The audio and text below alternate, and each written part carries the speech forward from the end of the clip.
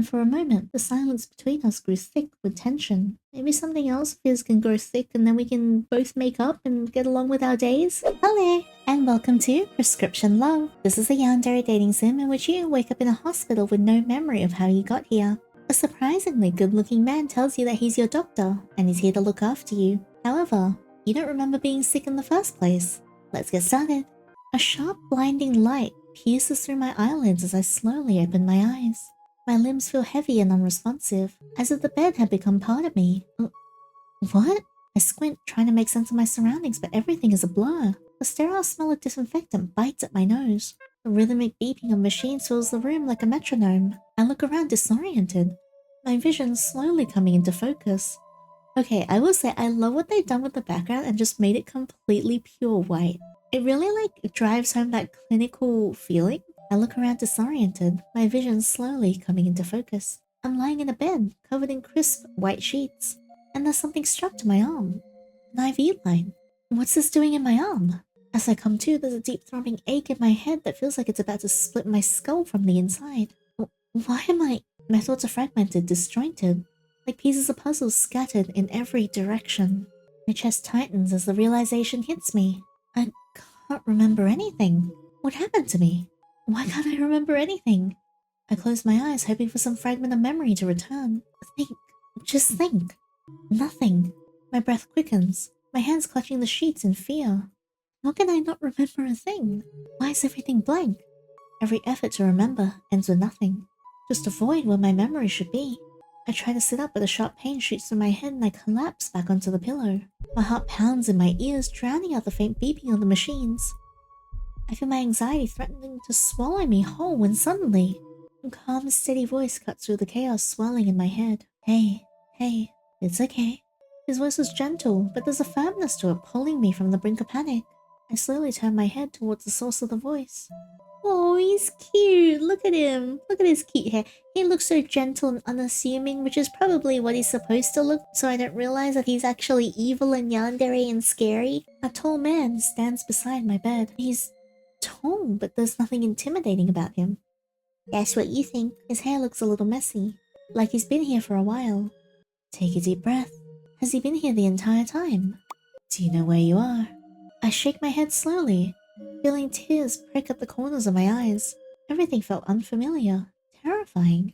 The walls are too bright and too sterile. Hey, it's alright. You're in a hospital. Nothing bad is gonna happen to you here. Especially not with me around. The most important thing right now is that you're awake and talking. I take a deep breath, feeling the tightness in my chest start to loosen. His words were meant to comfort, and they did, in a way. They also left me with questions. So many questions, that my head felt even heavier than before. Do you remember your name? Right, my name. What was my name again? What is your name? Oop. Yinny. My name is Yinny. Fantastic. That's a very good start. I should introduce myself. I'm Dr. Anselm. I was in charge of your surgery and have been overseeing your care since you were brought in. Surgery? I had surgery? What the heck happened to me? Yes, you were brought in with a traumatic brain injury. You were admitted with a skull fracture, leading to internal bleeding and swelling of the brain. Emergency surgery was critical to relieve the pressure on your brain. I stared at him, unable to fully process the magnitude of what he was saying. Brain surgery? I had brain surgery?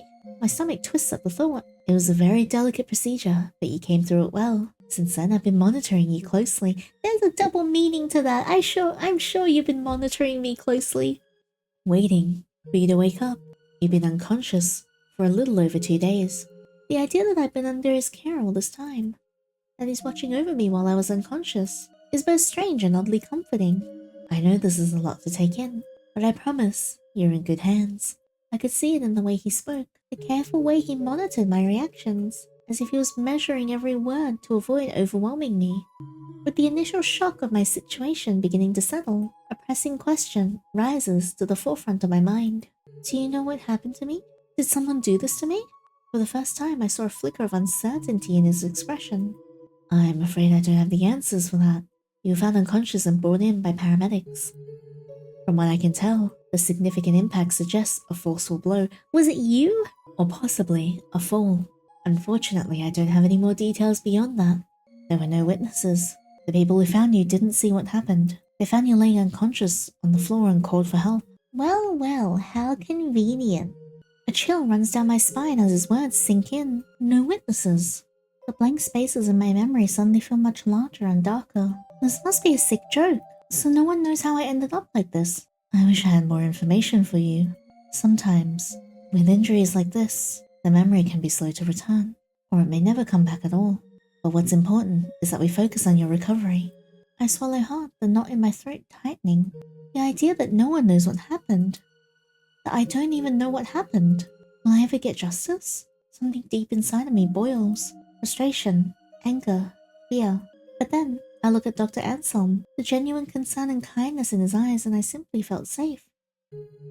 He's been here since the beginning, watching over me, guiding my care. Even though he doesn't have all the answers, he's still there, ready to help me. Thank you for everything. I don't even know how to begin to thank you. A slight blush rises to his cheeks, catching me off guard. He waves a hand dismissively, clearly flustered.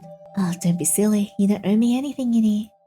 I'm just glad I could help. I don't know how to express how grateful I am. You're too kind. He's so cute. He glanced away for a moment, gathering himself before turning back to me. I'm just doing my job. Watching you recover, that's more than enough for me. Whatever happened, I'm going to do everything I can to help you through it. I take a deep breath, feeling a little steadier than before. I could almost feel the sincerity behind his words, his modesty almost endearing. The way he said my name. It wasn't clinical or detached. It made me feel like I was more than just another patient to him. Dr. Anselm takes a step back, giving a reassuring nod. I think it's best if you try and get some rest now. Your body still needs time to heal. I managed to grab his attention before he turned away. Wait. Can I contact my family? Just to let them know I'm okay? They haven't heard from me in days. I'm sure I must have worried them. A pang of unease hits me. Why hadn't anyone visited me? Oh, well, I'm afraid it's past the hospital's curfew. I can't make any calls at this hour. But don't worry, I'll make sure you get in touch with them first thing in the morning. The thought of waiting until morning feels like an eternity. Are you sure? I know it's the hospital's rule, but... The disappointment was heavy in my voice. He sighed and gently placed a hand on my head. I know it's hard, but right now, the best you can do is focus on getting a good night's rest. His hand rested there a moment longer before he pulled away. Your body has been through a lot and rest is crucial for your recovery. I promise, as soon as it's morning, we'll make those calls. Your family will be the first to know. Okay. I murmured, unsure but still too tired to argue. Just try to relax now. The severity of my situation still lingers, but there's also a sense of exhaustion settling over me, pulling at my eyelids and making my body feel heavy. Maybe he's right. Maybe rest is exactly what I need right now. Alright, I'll go to bed now. Thank you, Dr. Anselm. His eyes twinkled softly. You're welcome. If you need anything, don't hesitate to press the call button. Rest well. We'll talk more in the morning. With that, he turns and quietly leaves the room and closes the door softly behind him. Something is so sus right now. I'm left alone with my thoughts and the steady beeping of the heart monitor beside me. The room feels quiet and still, but there's a sense of safety in knowing that help is just a button press away.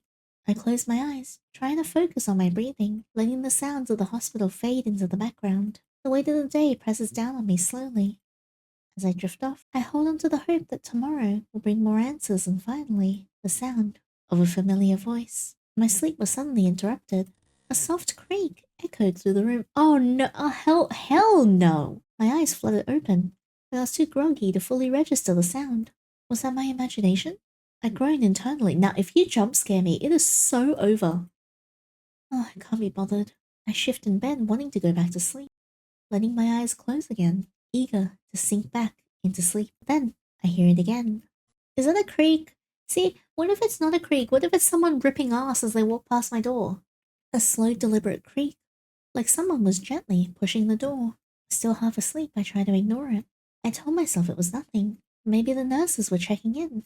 I reasoned, forcing myself to relax. I squeezed my eyes shut and tried to force myself back to sleep. But that sense of unease started to creep in.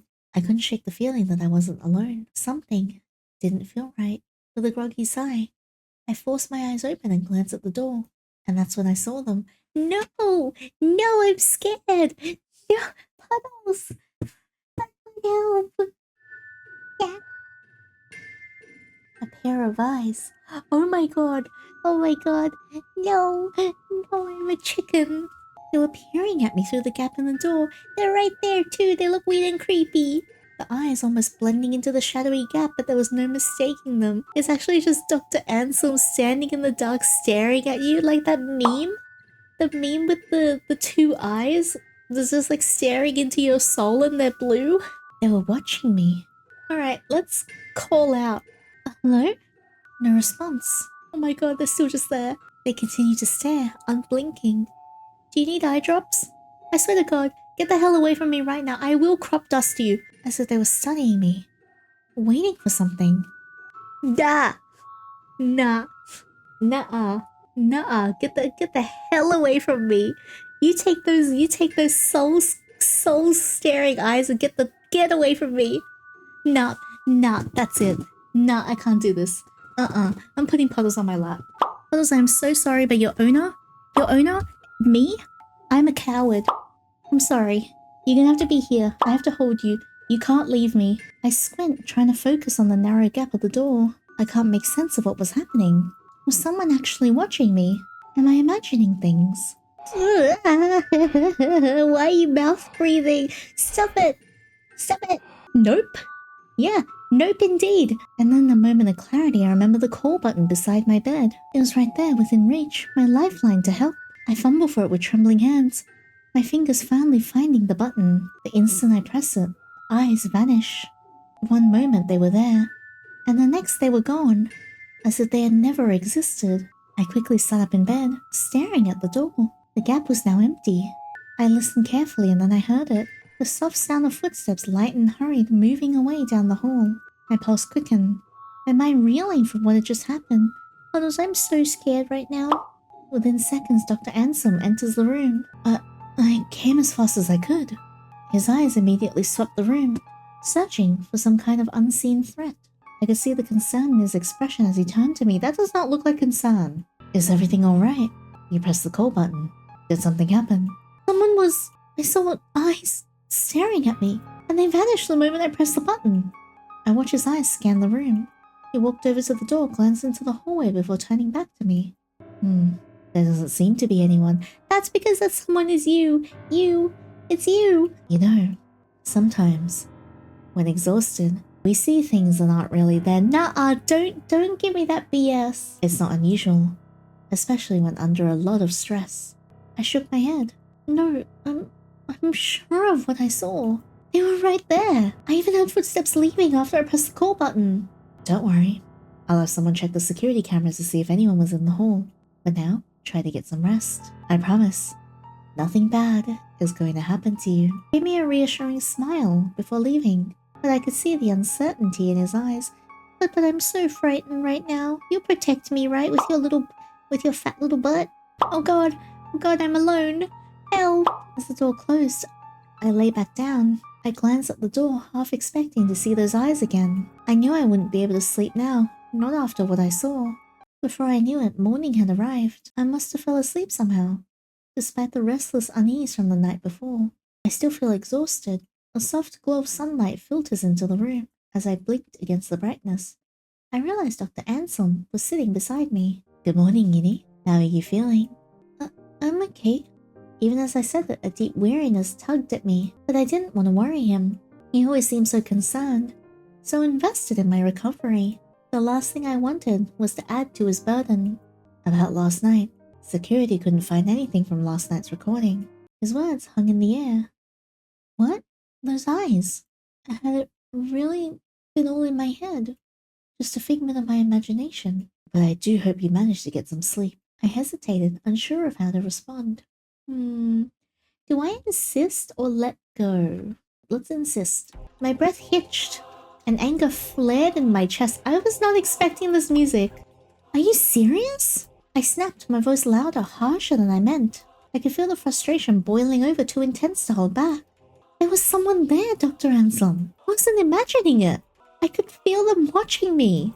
And you're telling me there's no proof. How am I supposed to sleep knowing that creep is still in this building? Dr. Anselm looked sad, like my reaction had wounded him somehow. Yeah, because I called him a creep. It's him.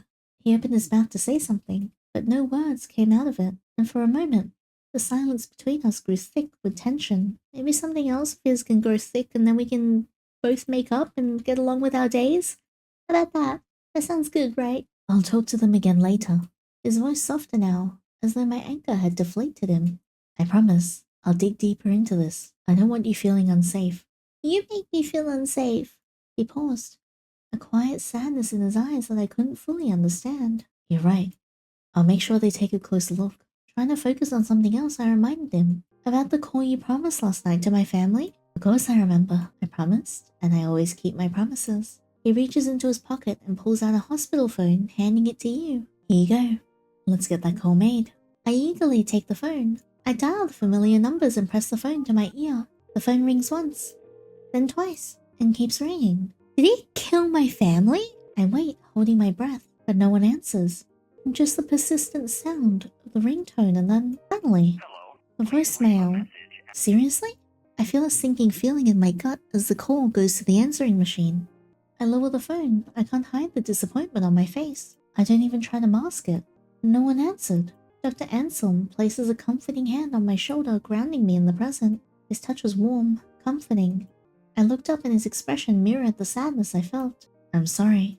I know how much you wanted to speak to them. Maybe they're busy is all. Don't worry. I sighed, trying to push down the disappointment. Yeah, you're right. I tried to sound convincing, but the emptiness lingered. Dr. Anselm gently took the phone from me, his fingers brushing against mine. I know it's not the news you were hoping for, but I have something that might cheer you up. Before I could respond, he stood up, the shift in energy catching me off guard. With that, he steps out of the room for a moment, something for me. Whatever he had planned, I hoped it would take my mind off everything, even if just for a little while. He returns carrying a tray with delicious aroma wafting through the air. Ta-da! And he sets it down in front of you. Oh, that looks good!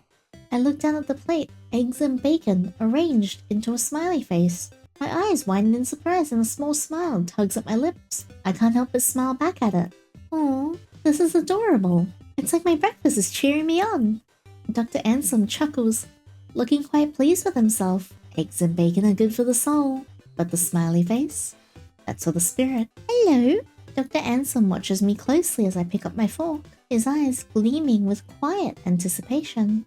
As I lift the fork to my mouth, I notice a smooth golden sauce pooling at the bottom of the pan hidden beneath the food. Feeling intrigued, I scoop a bit of it up with my next bite. The moment it hits my tongue, the flavor deepens. Oh god, it's drugs! The color's just changed. Rich, creamy hollandaise sauce, with a hint of tang that perfectly balances the savory bacon and eggs. The sauce elevates the meal in a way I hadn't expected. This is amazing. I'm almost out of disbelief at how delicious this simple meal is. I take the smiley face as working its magic. Definitely. But the taste? That's really winning me over. The hollandaise sauce adds a smooth, almost buttery richness. There's a big grin on Dr. Anselm's face. He's clearly pleased with my reaction. I thought the sauce might be a nice surprise, and adds a little something extra to bring it all together. You weren't kidding. I take another bite, savoring the way the creamy sauce cuts through the richness of the bacon. You could serve this at a restaurant. I've never had breakfast like this in a hospital before. Well, just wanted to make sure that your first meal felt special. I pause, looking down at the plate again, then back at him. Wait, did you make this? Mm-hmm. He nods, looking a little embarrassed. A soft blush creeps onto his cheeks as he looks down at the floor for a moment before meeting your eyes. Yes, I did. I know hospital food isn't exactly known for being, well, gourmet. I didn't want your first meal to just be survival food. I smile at his clear embarrassment, noticing the way he fidgets slightly. Like he's not used to this kind of reaction. Well, you really outdid yourself. Thank you, Dr. Anselm. I really appreciate how much you do to make me feel comfortable, despite everything. It's like you always know how to make things better. I watch him flush at the compliment. This time, he appeared almost bashfully proud. A mix of shyness and happiness sparkling in his eyes. Well, I'm really glad to hear that. I'll always make sure you're comfortable as possible while you're here. Hearing that it's helping, that it makes a difference. It means a lot to me. So really, thank you for saying that. His genuine happiness shone through. It was clear that my compliment had brightened his day in a way that went beyond mere politeness. As I'm about to finish the last bite of breakfast, my eyes drift to the cup of coffee sitting quietly on my tray. I hadn't noticed it. The whole time I was enjoying my breakfast, black, steaming, and inviting. I fill the cup and take a tentative sip. I instantly pause. Oh god, we're on some other kind of drugs. It's rich, smooth, with just the right hint of bitterness. It's not just good. It tastes exactly like the coffee I make. Not close, not similar. Exactly. Wait, this tastes exactly like the coffee I make every morning. How is that even possible? I know. Oh, okay, we're doing the Yandere face, are we? Puddles, no, you cannot leave. You cannot leave me. I swear to god, if you are not on my lap and something happens, I might actually, like, shit my pants. Don't you dare. Don't go. Please don't go. If you stay, I'll give you an extra treat tomorrow. You don't understand how much of a coward I am. I'm not brave. I'm nothing. Nothing. No, don't go. No, don't go. No. Oh, Puddles. How could you leave me like this? How could you leave me to fend for myself? Leave me with this freak. This surprisingly good-looking freak. His voice, barely above a whisper. So quiet that I almost wonder if I had imagined it. He's standing there, his usual calm demeanor back in place, but there's something different in the way that he watches me. What was that? The words slipping out before I can stop them. He just smiles, a warm, casual smile, like nothing is out of the ordinary. Oh? Really? And there are my eyes still processing the shock. No one ever gets it right the first time. Not the exact strength or balance of flavors. I take another slow sip, almost searching for a flaw. There isn't one. This is spot on. Maybe I'm just good at reading people. His tone light, like he's just making a conversation, but his words send a shiver down my spine. Though I can't quite pinpoint why. Either that or you've got some kind of sixth sense. It's kind of uncanny. I shake my head trying to clear my thoughts. Am I overthinking this? I mean, it is just coffee. There's no need to make a big deal out of it. He's made me breakfast. Not to mention he's been nothing but kind to me.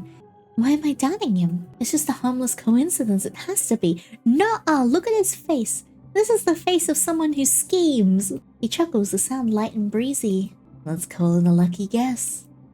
You just strike me as someone who enjoys strong coffee, but I'm glad I could make something right for you. His words are genuine.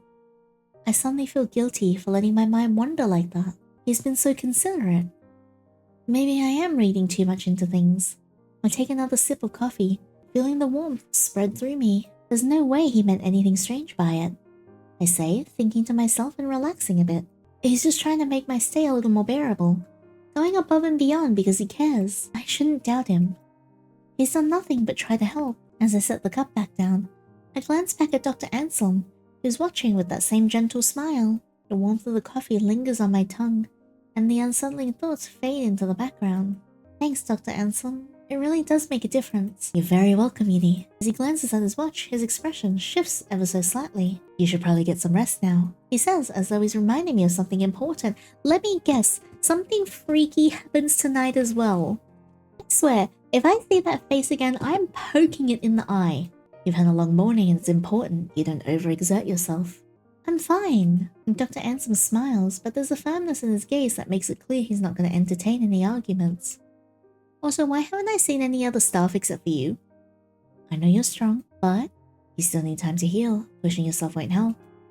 He steps closer, his hand lightly brushing the edge of my blanket as he adjusts it over my legs. There's a tenderness in his gesture, something careful and deliberate. What if this isn't even a real hospital? What if this is actually his house and he just has me trapped in here? You need to take it easy. An unexpected wave of fatigue hits me. Something was in the coffee, leaving me more tired than I anticipated. Am I experiencing the effects of a food coma? I sigh, feeling the pull of drowsiness becoming harder to resist. As if sensing my thoughts, he offers a reassuring smile. I'll be back to check on you later. Alright. Oh god. With that, he quietly leaves the room, closing the door gently behind him. That wasn't gently. I'm probably having a food coma. No, you've been drugged. Dr. Anselm did say I need lots of rest. I close my eyes and nuzzle my face against the pillows. Time slips by and I'm finally awake from my peaceful nap. I rub my eyes trying to shake off the drowsiness. No, what the hell? Something catches my attention. Oh no, not a this shito again. Come on. The door to my room is slightly ajar. Why is the door left open like this? Was it... No, I'm sure I saw Dr. Anselm closing the door before he left. Was someone watching me sleep? The sight of the partially open door leaves me feeling on edge. I feel vulnerable. Exposed. I sit up, heart thudding in my chest, trying to rationalize the situation. Maybe it's nothing. Maybe suddenly the door creaks open wider. Nuh-uh. Hell nah. A figure steps into the room. Oh, jeez. It's Dr. Anselm. Knock knock. Smiling warmly, holding a clipboard in one hand and a small tray with medication in the other. I'm here for your checkup and medication. He notices the fear etched on your face. You look terrified. What's wrong? With my heart still racing, I explain quickly. I was taking a nap, and when I woke up, the door to my room was slightly open. It reminded me of what I saw last night. His face changes slightly to one of guilt. His gaze drops to the floor. Oh, I'm so sorry, Giddy. I came in earlier to clear away the tray and utensils from your breakfast. I saw you were sleeping, so I tried to leave quietly to not disturb your sleep. I must not have shut the door tightly. I'm really sorry, that must have been so frightening for you. You're frightening to me! I glance over and realize he's right. The breakfast tray is gone. I hadn't noticed in my initial panic. A sense of embarrassment creeps in as I realize I must have overreacted. No, I'm sorry, Dr. Anselm. I think last night left me feeling a little paranoid is all. He shakes his head. No need to apologize. It's completely understandable to feel uneasy. I should have been more careful. Your comfort and peace of mind are very important. I'm sorry for disturbing that. Thank you, Dr. Anselm. I guess I just need some time to adjust. Of course. He moves in closer to check my vitals. Let's get your checkup done, shall we? I promise I'll make sure to close the door properly next time. He places the tray of medication on the small table next to me. My eyes fall to the pills. So many pills. What are these for? He lifts a small plastic cup and shakes it lightly, making the pills inside rattle softly. Oh, these? They're painkillers and antibiotics, given your injury. It's expected that you'll experience headaches and occasional bouts of pain. These painkillers will help you recover comfortably while you're here. He pauses for a moment before adding, leaning back slightly as if considering the best way to explain. Now these. He holds up a larger white and red pill between his fingers. Are a bit stronger. A narcotic... A narcotic... A what now? It says anal... It's a potent painkiller used for intense pain. Don't be alarmed if you feel yourself more sleepy than usual. He points at the antibiotic, ensuring you're following along, and then continues. Since I had to perform surgery on you, there's always risk of infection. And I wouldn't want that happening to you. These will help minimize that risk, ensuring your recovery stays on track. I see. I feel more at ease with the explanation. Thank you for taking the time to explain this to me. Of course. It's important for you to understand your treatment. If you have any further questions, please don't hesitate to ask. Your recovery is my top priority. Speaking of recovery, a question sits heavily on my chest. How long do you think it'll take to make a full recovery? He lets out a gentle sigh before responding. Well, honestly, it's hard for me to say for sure. We can't push or predict how long it'll exactly take. Some people heal faster than others. When it comes to the brain, patience is key. It could take weeks or even months. Seeing the concern on my face, he quickly adds with a soft smile. I know it's not easy to hear. With injuries, especially ones like yours, we have to be patient. I need to ensure you can get back to your daily life safely. When you're ready to leave. I notice a hint of sadness in his eyes when he mentions the possibility of me leaving. It's a fleeting expression, but I caught it. Then just as quickly, he brushes it off, his professional demeanor returning, offering the same reassuring smile, although it's a bit forced this time. As always, your recovery is what's most important right now, no matter how long it takes. I can't shake the feeling that there's more behind his words. Yeah, there absolutely is! This man is evil! Still, I decide not to press further. Dr. Anselm quickly changes the subject. Let's get you settled in with some dinner, shall we? He steps over to a small cart, lifting a bowl with a lid. He sets it down in front of you and lifts the cover to reveal a bowl of plain porridge. Compared to the delicious breakfast he made earlier, this porridge looks a bit bland. I can't help but feel a twinge of disappointment. He chuckles at your reaction.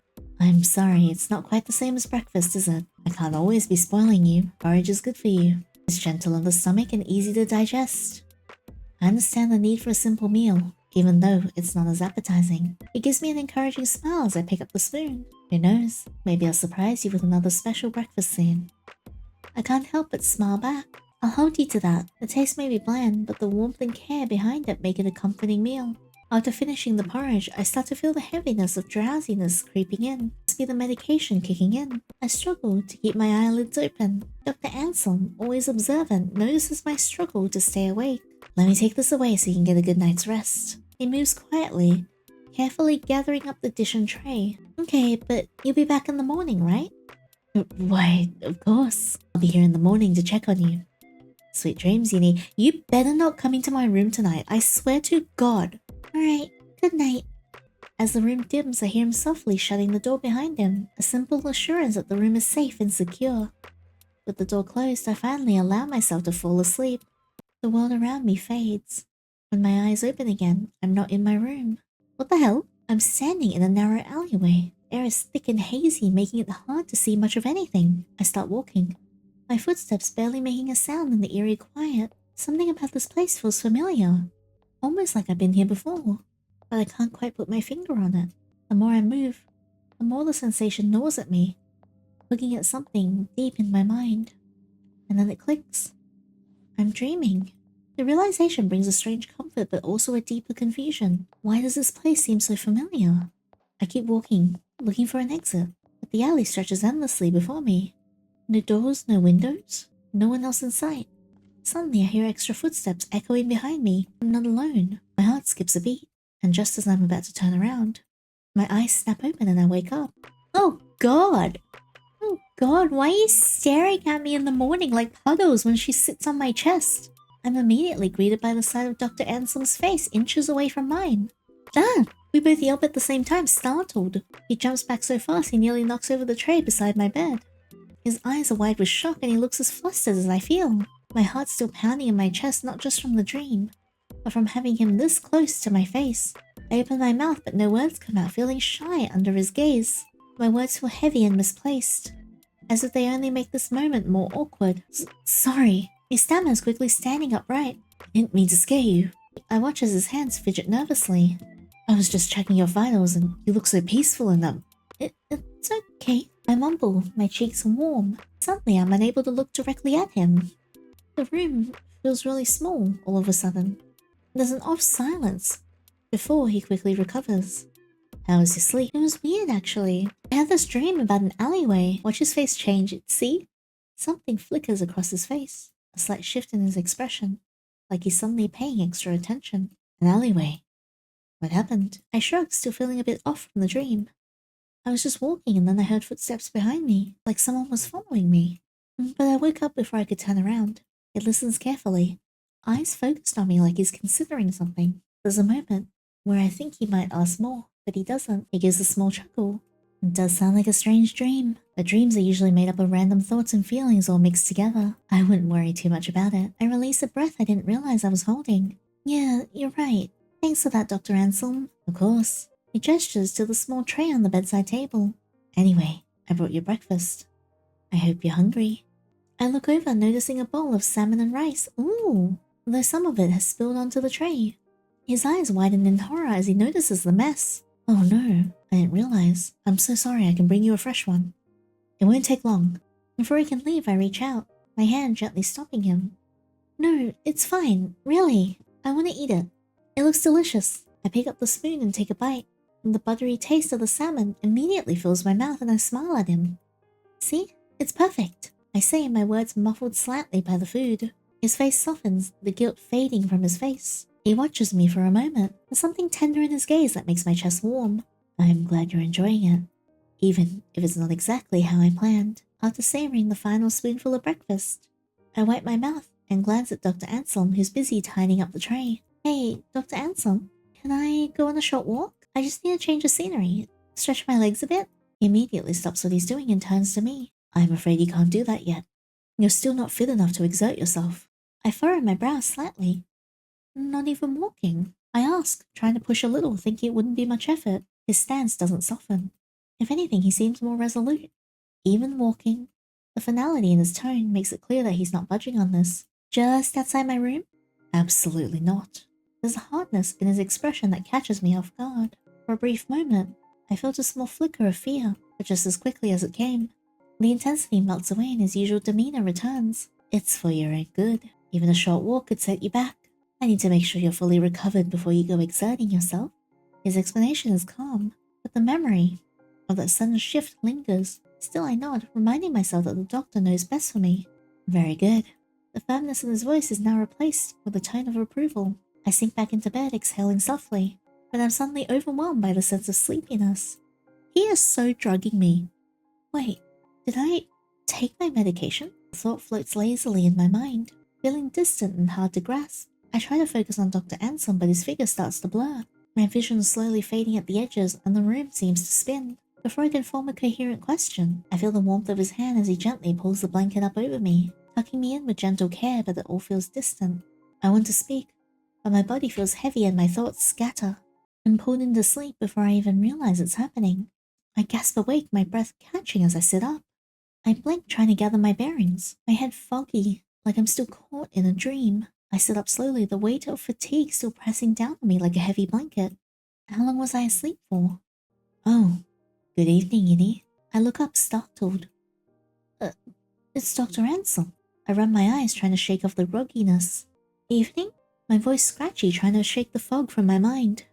How long was I asleep for? Only a few hours. You needed the rest. How are you feeling? I paused, trying to assess myself. Groggy. Really groggy. I admit, the words slow to form. Why do I feel so tired? I ask, my voice a little sharper than I intended. I mean, after breakfast, I was exhausted. He doesn't flinch or seem surprised by my question. Instead, he pulls up a chair and sits beside me, the same steady patience in his expression as he always has. Fatigue is one of the most challenging symptoms after a brain injury. The brain has to work much harder to compensate for the damage. Even for the smallest tasks, it can drain your energy faster than you realize. His explanation is so calm, so reasonable, and I find myself nodding almost automatically. I mean, it does make sense. Of course it makes sense. But why do I still feel unsettled? It's not unusual to feel exhausted out of nowhere in your circumstances. Your brain is basically working overtime as you recover. It's important to listen to it, to give yourself that rest when you need it. I'm nodding, but something inside of me is stirring. Something uneasy. My gut tells me that there's more. Something he's not saying. But his eyes, warm and kind, don't falter. He pauses briefly, giving a small cup of pills in his hands a gentle shake. Here we go. It's time for your medication. I don't know about this. Alright, okay, we'll reject it first and then we'll accept it. I stare at the small cup of pills in Dr. Anselm's hand. I don't know why, but today, the sight of those pills makes my chest tighten with dread. He's watching me, waiting patiently, but something inside me snaps. No, I'm not taking them. I slap the cup away from him and the pills scatter across the floor. What the hell have you been giving me, Dr. Anselm? I feel exhausted all the time. I can barely think straight. And you just keep handing me these pills like it's nothing. These are your prescribed medications, Yinny. I don't trust you. Listen here, you lying jellyfish ass. They help manage your symptoms and reduce the pain without them. I don't trust you. How do I know you're not making everything worse? What if you're keeping something from me? Dr. Anselm looks stunned, but it's the sadness in his eyes that stands out. It's subtle, just beneath the surface, like he's holding back, trying to stay composed. I'm not trying to hurt you. The medication is to help you recover. Without it, the pain will come back. I just can't bear to watch you suffer, and I'm not listening. The mistrust that's been festering inside me has reached its boiling point. I'm not taking them. I don't trust you. Dr. Anselm nods, his face falling just slightly as if my words weigh heavily on him.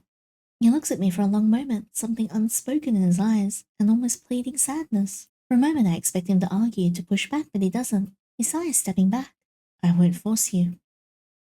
He stands, holding the now empty cup, his eyes locking with mine. There's no anger in his gaze, just quiet sadness, as though he's trying to remain strong but can't fully hide how deeply my rejection has cut him. He turns to the door, moving slowly, almost reluctantly. As he reaches the doorway, he pauses, his hand resting on the handle. If you change your mind, I'll be right here. Please don't be right there. I'll be honest. You're very attractive and you kind of look like Locha from Honkai Star Rail, and that's really doing it for me, but you know. His voice is soft, but I can hear the pain in it. I'll never stop trying to help you. Then with one final glance, he leaves the room. The door clicks shut behind him, leaving me alone with my racing thoughts and the lingering tension. The room feels colder, emptier. I sit in the silence, air thick with the tension of what just happened. My anger still simmers beneath the surface, but the moment Dr. Anselm leaves, doubt creeps in. I know I shouldn't have lashed out like that. But something inside of me just couldn't let go of the distrust. With nothing left to do, I let out a long, shaky breath, trying to shake off exhaustion that still weighs me down. Maybe I just need rest. Maybe everything will feel clearer if I can just sleep this off. But almost immediately, a sharp stabbing pain erupts inside my skull. So intense that it rips a gasp from my throat. Pain is unbearable, instant, and overwhelming. As if something inside my head is clawing, tearing, ripping to break free. I clutch my head in my hands, squeezing hard, as if I can somehow crush the pain away. But it's useless. My vision blurs and darkens, the room twisting and warping around me. I can barely see. I need help. I need to call someone.